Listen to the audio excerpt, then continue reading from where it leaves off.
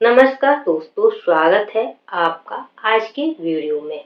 7 से 11 साल की एज में बच्चों को पढ़ाना सबसे मुश्किल क्यों लगता है? आपके घर में भी ऐसा होता है कि बच्चे को पढ़ने बैठाओ तो 5 मिनट बाद पानी चाहिए, 10 मिनट बाद वॉशरूम जाना है और फिर पेंसिल नहीं मिल रही। फिर अचानक उसे कोई काम याद आ जाता है और एक समय के बाद पेरेंट्स थक जाते हैं, समझाते समझाते, डांटते डांटते और कभी कभी खुद को दोष देते देते। क्या उसे पढ़ाई में बिल्कुल इंटरेस्ट नहीं है? लेकिन रुकिए, हो सकता है समस्या वो नहीं है जो आप सोच रहे हैं। डियर पेरेंट्स, आज से 3 महीने पहले सुधासी मुझसे मिलने आई थी।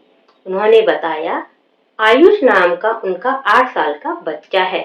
स्कूल में टीचर्स कहते हैं कि दिमाग तो ठीक है पर ध्यान नहीं देता है।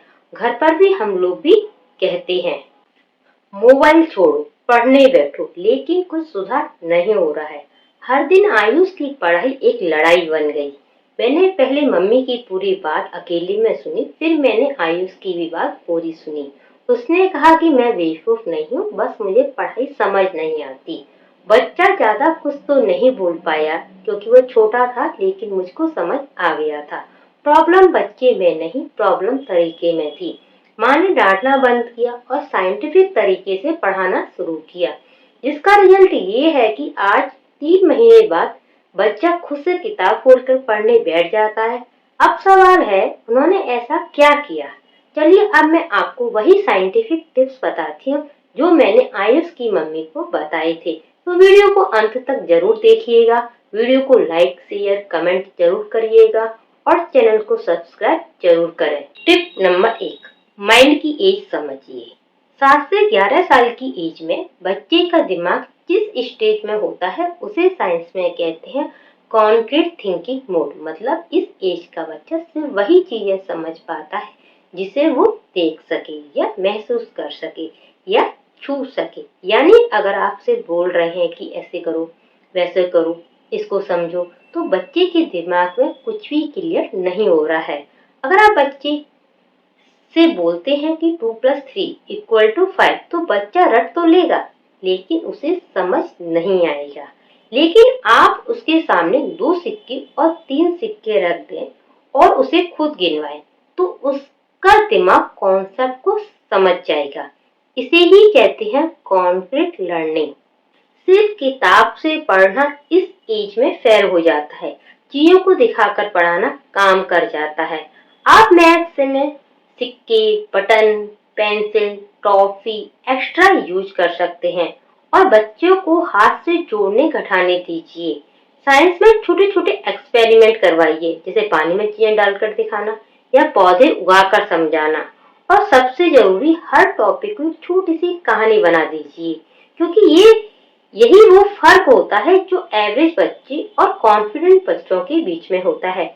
एवरेज बच्चों को सिर्फ रटाया जाता है और कॉन्फिडेंट बच्चा जिसका कॉन्सेप्ट क्लियर कराया जाता है, वही बच्चा पढ़ाई में स्मार्ट बन जाता है।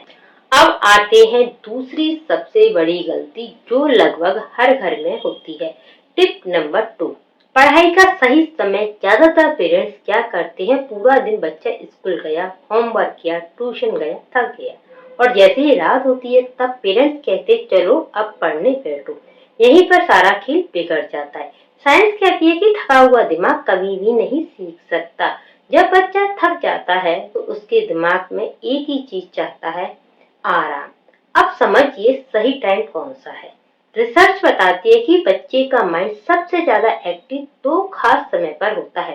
पहला, स्कूल से आने के बाद 30-40 मिनट। इस टाइम माइंड में जो पढ़ाया गया है वह अभी तक फ्रेश रहता है। दूसरा, शाम को खेलने के बाद।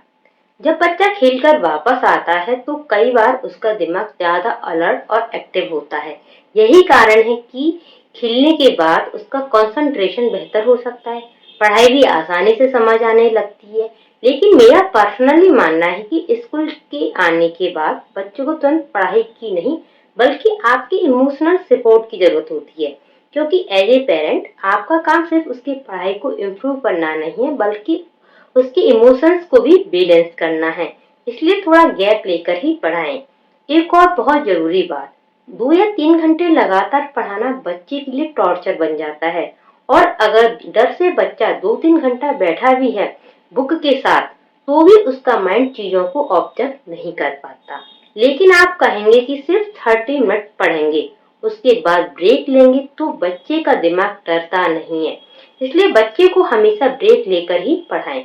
याद रखिए, कम टाइम प्लस सही टाइम इक्वल टू ज्यादा सीखना। Tip number 3, fix home routine. देखिए, बच्चों को हर समय मोटिवेशन देने की जरूरत नहीं होती है, उन्हें सबसे ज्यादा जरूरत होती है रूटीन की। बच्चे हो या बड़े, हम सबको एक अच्छे रूटीन की जरूरत होती है सफल होने के लिए। फिर भी पता नहीं लोग बच्चों को डेली रूटीन को इतना सीरियस क्यों नहीं लेते हैं। साइंस कहती है जब बच्चे की डेली रूटीन फिक्स होती है तो उसका दिमाग ऑटो पायलट मोड पे चला जाता है, यानी बच्चे को बार बार बोलना नहीं पड़ता। पढ़ लो, होमवर्क कर लो, मोबाइल बंद करो। स्कूल से आकर 1 घंटा ब्रेक ले, 30-40 मिनट पढ़ाई, फिर 20 मिनट का स्क्रीन टाइम। रात को सोने से पहले स्टोरी या बात करना। इस तरह जब खाने का, खेलने का, टीवी, मोबाइल और पढ़ने का समय फिक्स होता है तो पेरेंट्स और बच्चों के बीच की जो बहस है वो अपने आप खत्म हो जाती है। याद रखिए, रूटीन बच्चों को सिर्फ डिसिप्लिन नहीं बनाता, रूटीन बच्चों को रिलैक्स और रिस्पॉन्सिबल भी बनाता है। टिप नंबर 4, शब्द बदलो, बच्चा बदलेगा। सबसे ज्यादा पावरफुल एंड सेंसिटिव बात को समझिए। हम जो शब्द बच्चों से बोलते हैं वही शब्द धीरे धीरे उनकी आवाज बन जाती है। अगर रोज रोज बच्चा सुनता है तू नालायक है, तेरे बस का कुछ भी नहीं, देख वो कितना अच्छा है, तो बच्चा अंदर से मान लेता है शायद मैं सच में ऐसा ही हूँ, और फिर वह कोशिश करना धीरे धीरे छोड़ देता है। लेकिन अब जरा दूसरा भी देखिए। मान लीजिए बच्चा गलती कर रहा है और अगर आप कह रहे हैं कि तुम कोशिश कर रहे हो, यह काफी है, गलती सीखने का पार्ट है, मुझे तुम पर भरोसा है, तो बच्चे के दिमाग के अंदर एक अलग ही सोच पैदा होती है।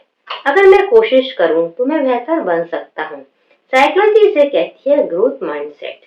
पेरेंटिंग, याद रखिए, अगर आपके साथ बच्चों को कॉन्फिडेंस देंगे तो बच्चा जरूर पढ़ाई में अच्छा होगा। तो आज से ही अपने शब्द बदल दीजिए। टिप नंबर 5, पढ़ाई का माहौल, स्टडी फ्रेंडली इन्वायरमेंट। अब एक बहुत ही सिंपल लेकिन सबसे ज्यादा इग्नोर की जाने वाली बात पर आते हैं। पढ़ाई बच्चे से नहीं, घर के माहौल से शुरू होती है। अगर घर में टीवी तेज चल रहा है, मोबाइल हर समय हाथ में है और डांट फटकार का माहौल है, तो आप चाहे कितना भी कोशिश कर लीजिए, कितना भी कह लीजिए कि पढ़ाई पे ध्यान दो, बच्चा नहीं पढ़ेगा, क्योंकि बच्चे का माइंड शोर और रट में फोकस नहीं कर पाता। अब सवाल है पेरेंट्स क्या करें।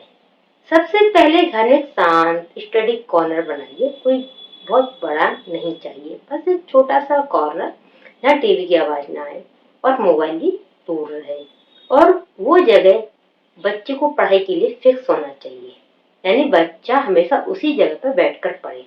दूसरी बात, जब बच्चा पढ़ रहा हो तो आप भी मोबाइल छोड़कर किताब, न्यूज़पेपर या कुछ पढ़ने बैठ जाइए। तीसरी बात, पढ़ाई के समय अपने भी मोबाइल को साइलेंट पर रखिए, क्योंकि हर नोटिफिकेशन बच्चे के दिमाग को बार बार डिस्टर्ब करता है। याद रखिए, घर का एनवायरनमेंट स्टडी फ्रेंडली होना बहुत जरूरी है। तो दोस्तों, ये थे वो 5 टिप्स। सो डियर पेरेंट्स, ध्यान रखिए, इस एज में बच्चा पढ़ना नहीं सीखना सीखता है, और यही एज बिगड़ जाए तो आगे चल के बच्चे को पढ़ाई से नफरत भी हो सकती है। याद रखिए, बच्चे कमजोर नहीं होते हैं, बस तरीका गलत होता है। अगर ये वीडियो आपको अच्छा लगा, यूजफुल लगा, तो प्लीज इसे उन पेरेंट्स के साथ शेयर जरूर करें जो अपने बच्चों के लिए आपके ही तरह अच्छे सपने देखते हैं, और वीडियो को लाइक करें और चैनल को सब्सक्राइब करें, और मुझे कमेंट में बताइए कि आपके बच्चे की पढ़ाई के लेकर सबसे बड़ी समस्या क्या है। हम मिलकर उसका सॉल्यूशन निकालेंगे। धन्यवाद।